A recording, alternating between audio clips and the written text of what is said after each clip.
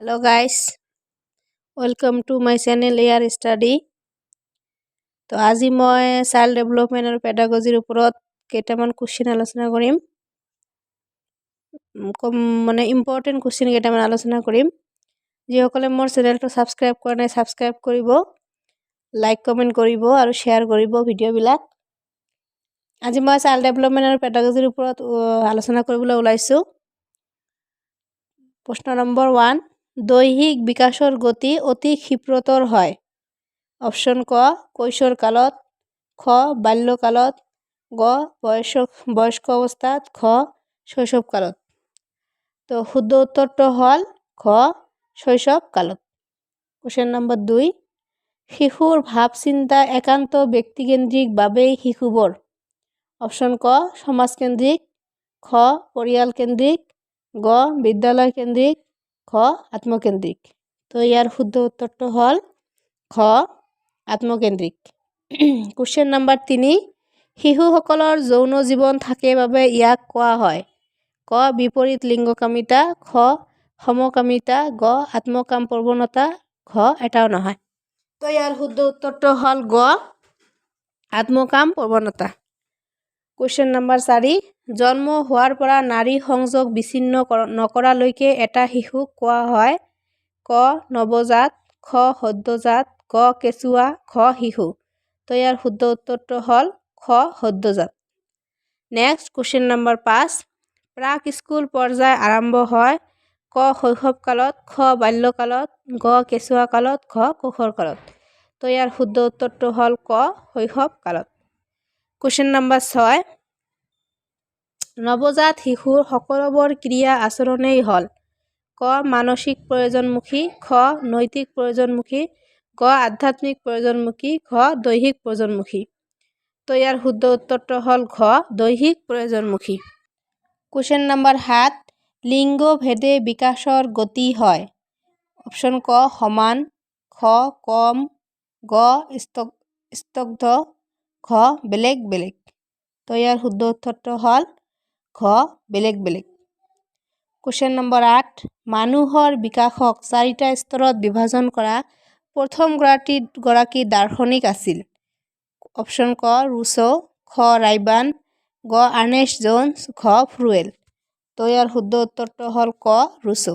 ৰুছোৱে প্ৰথমে মানসিক বিকাশক 4টা স্তৰত ভাগ কৰিছিল। কোশ্চেন নম্বৰ 9, শিশুৰ যৌন অনুভূতিৰ উপায় হৈছে মুখ সম্বন্ধীয়, মলদ্বাৰ সম্বন্ধীয় আৰু অনুভূতি সম্বন্ধীয়। উক্তিটো আগবঢ়াইছিল, এইটো কোশ্চেন ইম্পৰ্টেণ্ট হয়। ক চেণ্ডিফৰ্ড, খ ৰাইবান, গ ফ্ৰয়েড, খ পাৰ্চিনান। তো ইয়াৰ শুদ্ধ উত্তৰটো হ'ল গ ফ্ৰয়েড।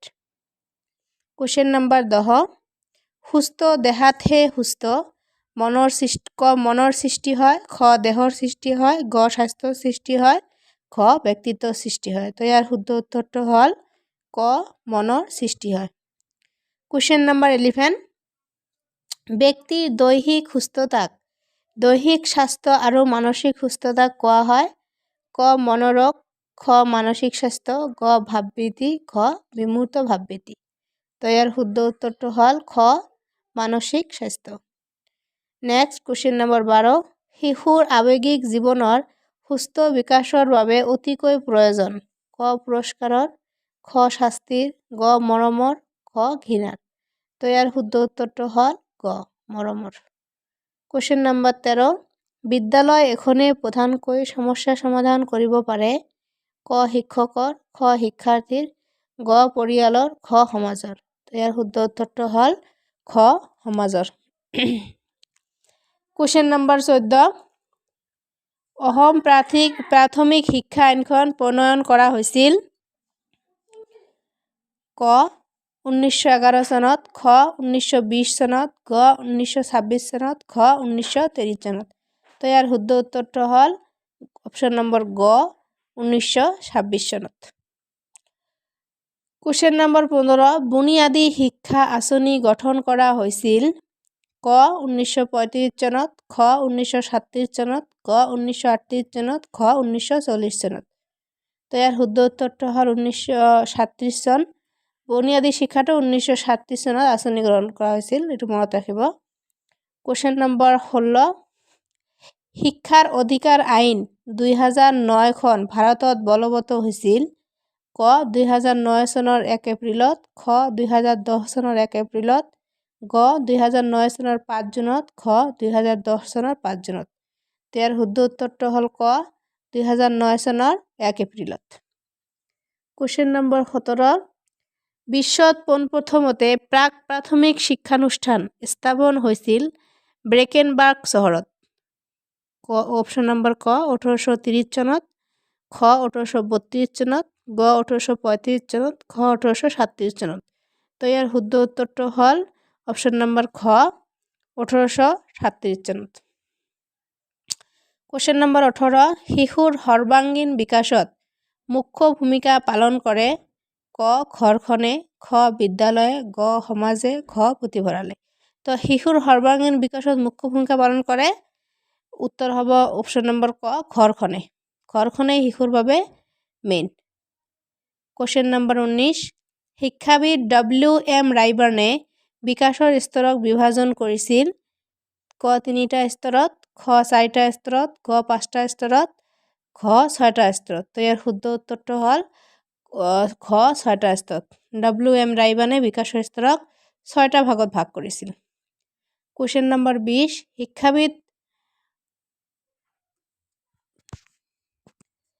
শিক্ষাবিদ WM ৰাইবাৰ্ণে বিকাশৰ স্তৰক বিভাজন কৰিছিল ক 3টা স্তৰত খ 4টা স্তৰত গ 5টা স্তৰত ঘ 6টা স্তৰত ইয়াৰ শুদ্ধ উত্তৰটো হ'ল ঘ 6টা স্তৰত কোশ্চেন নম্বৰ 21 ইমেইল গ্ৰন্থখনৰ স্ৰষ্টা আছিল ইমেইল গ্ৰন্থখন কোনে লিখিছিল ক ফ্ৰুৱেল খ ৰুছো গ মণ্টেছৰী ঘ প্লেটো তো ইয়াৰ শুদ্ধ উত্তৰটো হ'ল খ ৰুছো কোশ্চেন নম্বৰ 22 শিশুৰ ক্ষেত্ৰত বিকাশৰ অৰ্থ হৈছে দৈহিক বিকাশ খ মানসিক বিকাশ গ আৰ্থ সামাজিক বিকাশ ঘ সামগ্ৰিক বিকাশ শিশুৰ ক্ষেত্ৰত বিকাশৰ অৰ্থ হৈছে অপশ্যন নম্বৰ খ মানসিক বিকাশ কোশ্চেন নম্বৰ 23 তলৰ কোনটো বিকাশৰ উপাদান নহয় ক বুদ্ধি খ পৰিপক্কতা গ অভিজ্ঞতা ঘ ওজন তো বুদ্ধি পৰিপক্কতা অভিজ্ঞতা তিনিওটাই বিকাশৰ উপাদান হয় গতিকে ইয়াৰ শুদ্ধ উত্তৰটো হ'ব অপশ্যন নম্বৰ ঘ ওজন কোশ্চেন নম্বৰ 24 এগৰাকী শিক্ষকৰ মানসিক অসুস্থতাৰ কাৰণ হ'ব পাৰে ক শিক্ষকতাৰ প্ৰতি থকা বিতৃষ্ণা খ প্ৰতিকূল সামাজিক মনোভাৱ গ অতিমাত্ৰা ক্ৰিয়া ঘ আটাইকেইটা শুদ্ধ তো ইয়াৰ শুদ্ধ উত্তৰটো হ'ব অপশ্যন নম্বৰ ঘ আটাইকেইটা শুদ্ধ নেক্সট কোশ্চেন নম্বৰ 25 ভয় সংঘাত উৎকণ্ঠা আদি সৃষ্টি কৰা ভাৱ স্মৃতি ইচ্ছা আদিক অচেতন মনলৈ ঠেলি পঠিয়াই তাতে আবদ্ধ কৰি ৰখা প্ৰক্ৰিয়াকে ক সমাজ ওজন বোলে খ মানসিক স্বাস্থ্য বিজ্ঞান বোলে গ প্ৰক্ষেপণ বোলে খ অৱদমন বোলে তো ইয়াৰ শুদ্ধ উত্তৰটো হ'ল অপশ্যন নম্বৰ খ অৱদমন বোলে কোশ্চেন নম্বৰ 26 ভয় সংঘাত উৎকণ্ঠা আদি সৃষ্টি কৰা ভাৱ স্মৃতি ইচ্ছা আদিক অচেতন মনলৈ ঠেলি পঠিয়াই তাতে আবদ্ধ কৰি ৰখা প্ৰক্ৰিয়াকে ক সমাজ ওজন বোলে খ মানসিক স্বাস্থ্য বিজ্ঞান বোলে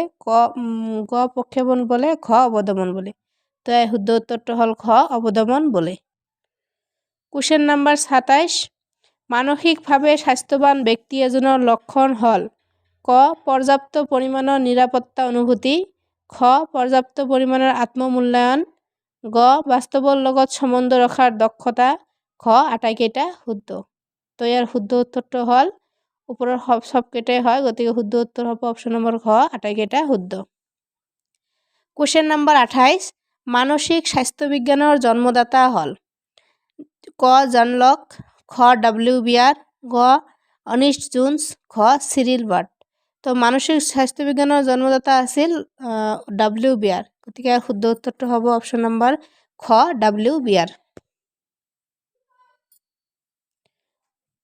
কোশ্চেন নম্বৰ 29 সাধাৰণতে দুৰ্দান্ত শিশুবিলাক ক ধীৰ খ অন্তৰ্মুখী গ প্ৰাণ চঞ্চল ঘ অনগ্ৰসৰ তো দুৰ্দান্ত শিশুবিলাক হয় অপশ্যন নম্বৰ গ শুদ্ধ উত্তৰ প্ৰাণ চঞ্চল কোশ্চেন নম্বৰ 30 যিবোৰ শিশুৰ বিকাশ খৰতকীয়া নহয় খুব লাহে লাহে শিকে তেওঁলোকক কোৱা হয় শ্লথ শিক্ষাৰ্থী, খ প্ৰতিভা সম্পন্ন, গ জৰদী, ঘ সাধাৰণ।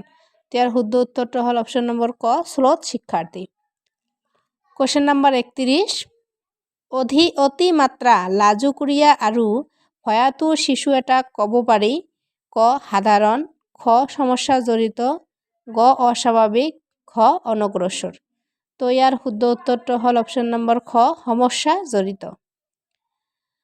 কুৱেশ্যন নম্বৰ 32, যিবিলাক শিশুৱে তেওঁলোকৰ বিদ্যালয় জীৱনৰ মাজভাগত বয়স উপযোগী হোৱা স্বত্বেও নিম্ন শ্ৰেণীৰ কাম কাজবিলাকো কৰিব বা পঢ়িব নোৱাৰে, প্ৰকৃততে তেনেবোৰ শিশুৱেই শিক্ষাৰ ক্ষেত্ৰত অনগ্ৰসৰ শিশু। মতবাদটো কোনে আগবঢ়াইছিল? ক চিৰিল বাৰ্ট, খ পেভলভ, গ থৰ্ণ্ডাইক, ঘ জন লক। তো ইয়াৰ শুদ্ধ উত্তৰটো হ'ল অপশ্যন নম্বৰ ক চিৰিল বাৰ্ট। কুৱেশ্যন নম্বৰ 33, শিশুৰ সমস্যাজড়িত আচৰণৰ ভিতৰত পৰে, ক মিছা কথা কোৱা আৰু চুৰি কৰা। অপশ্যন খ ঘৰ আৰু স্কুলৰ পৰা পলায়ন কৰা, গ অবিৰতভাৱে আঙুলি চেপা, ঘ আটাইকেইটা শুদ্ধ। তো সমস্যাজড়িত আচৰণৰ ভিতৰত মিছা কথা কোৱা, চুৰি কৰা, অবিৰতভাৱে আঙুলি চেপাই আটাইকেইটাই পৰে, গতিকে শুদ্ধ উত্তৰ হ'ব অপশ্যন ঘ আটাইকেইটা শুদ্ধ। কুৱেশ্যন নম্বৰ 34, সমস্যাজৰ্জৰ শিশুসকলে গ্ৰহণযোগ্য আচৰণ প্ৰদৰ্শন কৰাত, ক আনন্দ পায়, খ মানসিক সুখ লাভ কৰে, গ মানসিক বাধা অনুভৱ কৰে, ঘ আশ্বস্ত হয়। তো ইয়াৰ শুদ্ধ উত্তৰটো হ'ব অপশ্যন নম্বৰ গ মানসিক বাধা অনুভৱ কৰে। কুৱেশ্যন নম্বৰ 35, এটা সমস্যাজড়িত শিশুৱে সমাজৰ গ্ৰহণযোগ্য আচৰণ তাৰ সামাজিক পৰিৱেশত, অপশ্যন নম্বৰ ক প্ৰদৰ্শন কৰিব নোৱাৰে, খ প্ৰদৰ্শন কৰিব পাৰে, ঘ প্ৰদৰ্শন কৰিবলৈ চেষ্টা কৰে, গ অতি ভালকৈ প্ৰদৰ্শন কৰে। তো সমস্যাজড়িত শিশুসকলে প্ৰদৰ্শন কৰিব নোৱাৰে, অপশ্যন নম্বৰ ক ইয়াৰ শুদ্ধ উত্তৰ হ'ব। কুৱেশ্যন নম্বৰ 36, 3 বছৰীয়া শিশু এটাৰ ব্যক্তিত্ব গঠনত প্ৰধান ভূমিকা পালন কৰে, ক মাকে, খ দেউতাকে, গ শিক্ষকে, ঘ মামাকে। তো ইয়াৰ শুদ্ধ উত্তৰটো হ'ব ক মাকে। কুৱেশ্যন নম্বৰ 37, ব্যক্তিয়ে নিজকে সমাজৰ পৰিৱেশৰ লগত সমাযোজন কৰা কাৰ্যত প্ৰকাশ পায়, ক বুদ্ধিৰ, খ জ্ঞানৰ, গ মনোযোগৰ, ঘ ব্যক্তিত্বৰ। তো ইয়াৰ শুদ্ধ উত্তৰটো হ'ব ঘ ব্যক্তিত্বৰ। কুৱেশ্যন নম্বৰ 38, মানুহৰ সমূহ সহজাত জৈৱিক প্ৰবৃত্তি, প্ৰেৰণা, প্ৰৱণতা, হেঁপাহ আদি আৰু আৰ্জিত শিক্ষা অভিজ্ঞতা আদিৰ দ্বাৰা লাভ কৰা প্ৰবৃত্তি আৰু প্ৰৱণতা আদিৰ সমষ্টিয়েই ব্যক্তিত্ব। উক্তিটো আগবঢ়াইছিল ক মৰ্টন পিংছ, খ কেম্পফৰ, গ কাৰ্ল ইউং, ঘ গৰ্ডন আলপৰ্ট। তো ইয়াৰ শুদ্ধ উত্তৰটো হ'ল ক মৰ্টন পিংছ। কুৱেশ্যন নম্বৰ 39, ব্যক্তিত্বৰ ইংৰাজী প্ৰতিশব্দ পাৰ্চনেলিটি শব্দটো লেটিন ভাষাৰ, ক পাৰ্চনা শব্দৰ পৰা অহা, খ পাৰ্চন শব্দৰ পৰা অহা, গ পাৰ্চন শব্দৰ পৰা অহা, ঘ পাৰ্চনেল শব্দৰ পৰা অহা। তো ইয়াৰ শুদ্ধ উত্তৰটো হ'ল অপশ্যন নম্বৰ ক পাৰ্চনা শব্দৰ পৰা অহা। কুৱেশ্যন নম্বৰ 40, আলফ্ৰেড বিন এগৰাকী প্ৰখ্যাত মনোবৈজ্ঞানিক আছিল, ক জাপানৰ, খ ইংলেণ্ডৰ, গ ফ্ৰান্সৰ, ঘ ইটালী। তো ইয়াৰ শুদ্ধ উত্তৰটো হ'ল গ ফ্ৰান্সৰ। কুৱেশ্যন নম্বৰ 41, এটা শিশুৰ শিক্ষণ ক্ষমতা নিৰ্ভৰ কৰে, ক জ্ঞানৰ ওপৰত, খ প্ৰজ্ঞাৰ ওপৰত, গ পঢ়া শুনাৰ ওপৰত, ঘ বুদ্ধিৰ ওপৰত। তো ইয়াৰ শুদ্ধ উত্তৰটো হ'ল ঘ বুদ্ধিৰ ওপৰত। কুৱেশ্যন নম্বৰ 42, মানুহৰ বুদ্ধিৰ অধিকাৰী হয়, ক পৰিৱেশৰ পৰা, খ সমাজৰ পৰা, গ মাক দেউতাকৰ পৰা, ঘ জৈৱিক বংশগতিৰ পৰা। তো ইয়াৰ শুদ্ধ উত্তৰটো হ'ল অপশ্যন নম্বৰ ঘ জৈৱিক বংশগতিৰ পৰা।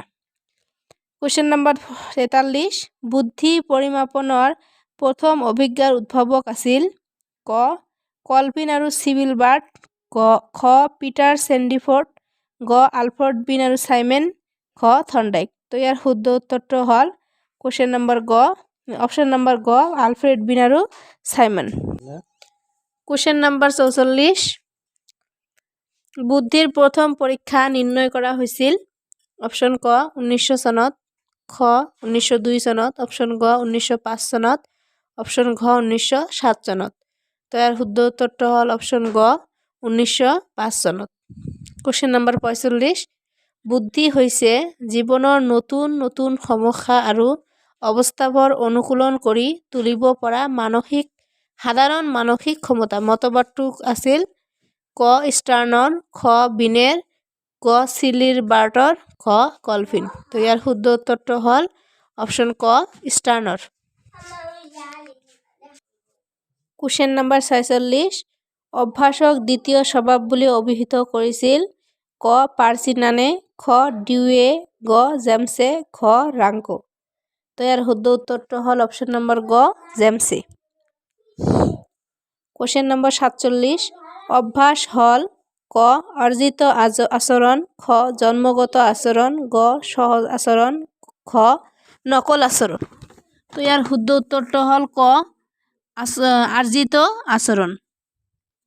কুৱেশ্যন নম্বৰ 48 অভ্যাসজনিত কামে ব্যক্তিক ক পৰিণত কৰে, খ ভাগৰুৱা কৰে, গ বাল্যকালত, গ আমনিদায়ক কৰে, খ জটিল কৰে। তো বন্ধুসকল ইয়াৰ ভুলতে দুটা খ হৈ গৈছে। তো ইয়াৰ শুদ্ধ উত্তৰটো হ'ব ক পৰিণত কৰে। কুৱেশ্যন নম্বৰ 49 অভ্যাস গঠন কৰিবলৈ আটাইতকৈ সহজ ক শৈশৱকালত, খ বাল্যকালত, অপশ্যন নম্বৰ গ কৈশোৰকালত, খ বয়সপ্ৰাপ্তি কালত। তো ইয়াৰ শুদ্ধ উত্তৰটো হ'ল অপশ্যন নম্বৰ ক শৈশৱকালত। কুৱেশ্যন নম্বৰ 50 অভ্যাস হ'ল একে পৰিস্থিতিত একে কামৰ পুনৰাবৃত্তি। উক্তিটো আগবঢ়াইছিল ক ৰছে, খ জেমছে, গ প্লেটোৱে, খ ৰুছোৱে। তো ইয়াৰ শুদ্ধ উত্তৰটো হ'ল অপশ্যন নম্বৰ ক ৰছে। কুৱেশ্যন নম্বৰ 51 শিক্ষণ কাৰ্যৰ লগত আগ্ৰহৰ ক বিশেষ নাই, খ মুঠেই নাই, গ গুৰুত্বপূৰ্ণ, খ এটাও নহয়। বন্ধু ইয়াৰ কুৱেশ্যনটো হ'ব শিক্ষণ কাৰ্যৰ লগত আগ্ৰহৰ সম্পৰ্কৰ কথাটো ভুলতে উঠা নাই। তো ইয়াৰ শুদ্ধ উত্তৰটো হ'ব গ গুৰুত্বপূৰ্ণ। শিক্ষণ কাৰ্যৰ লগত আগ্ৰহৰ সম্পৰ্ক গুৰুত্বপূৰ্ণ। কুৱেশ্যন নম্বৰ 52 ল'ৰা আৰু ছোৱালীৰ ক্ষেত্ৰত আগ্ৰহ অপশ্যন ক একেই, খ একে নহয়, গ সম্পূৰ্ণ বিপৰীত, খ আংশিক বিপৰীত। তো ইয়াৰ শুদ্ধ উত্তৰটো হ'ব খ একে নহয়। কুৱেশ্যন নম্বৰ 53 ইংৰাজী ইণ্টাৰনেট শব্দটো আহিছিল ক গ্ৰীক ভাষাৰ পৰা, খ ইংৰাজী ভাষাৰ পৰা, গ জাৰ্মান ভাষাৰ পৰা, খ লেটিন ভাষাৰ পৰা। তো গাইছ ইয়াৰ শুদ্ধ উত্তৰটো হ'ব অপশ্যন নম্বৰ খ লেটিন ভাষাৰ পৰা। কুৱেশ্যন নম্বৰ 54 আমাৰ ভাৱবৃত্তি, অভ্যাস, চৰিত্ৰ, আদৰ্শ আৰু ৰুচি আদিৰ ফলত সৃষ্টি হোৱা আগ্ৰহক কোৱা হয় ক প্ৰকৃত আগ্ৰহ, খ স্থায়ী আগ্ৰহ, গ অস্থায়ী আগ্ৰহ, খ আৰ্জিত আগ্ৰহ। তো ইয়াৰ শুদ্ধ উত্তৰটো হ'ব অপশ্যন নম্বৰ খ আৰ্জিত আগ্ৰহ। কুৱেশ্যন নম্বৰ 55 সুপ্ত বা প্ৰকৃত আগ্ৰহ হ'ল অপশ্যন ক আৰ্জিত, খ অস্থায়ী, গ জন্মগত, খ বংশগত। তো সুপ্ত বা প্ৰকৃত আগ্ৰহটো হ'ল আমাৰ জন্মগত। তো অপশ্যন গ ইয়াৰ শুদ্ধ উত্তৰ। কুৱেশ্যন নম্বৰ 56 আগ্ৰহ হ'ল গতিশীল মনোভাৱ, কথাষাৰ সত্য, খ অসত্য, গ আংশিক সত্য, খ এটাও নহয়। তো ইয়াৰ শুদ্ধ উত্তৰটো হ'ল অপশ্যন নম্বৰ ক সত্য। যি কি নহওক আজি মই 56টামান কুৱেশ্যন আলোচনা কৰিলোঁ চাইল্ড ডেভেলপমেণ্ট আৰু পেডাগজিৰ ওপৰত। আপোনালোকে কুৱেশ্যনবিলাক চাব, ভিডিঅ'খন স্কিপ নকৰাকৈ গোটেইখিনি চাব। মানে কুৱেশ্যনবিলাক সকলোবোৰে প্ৰায় ইম্পৰ্টেণ্ট কুৱেশ্যন। তো আজি মই ইমানতে সামৰিলোঁ। তো নেক্সট ভিডিঅ'ৰ বাবে অপেক্ষা কৰিব, মই নেক্সট ভিডিঅ' লৈ আহিম।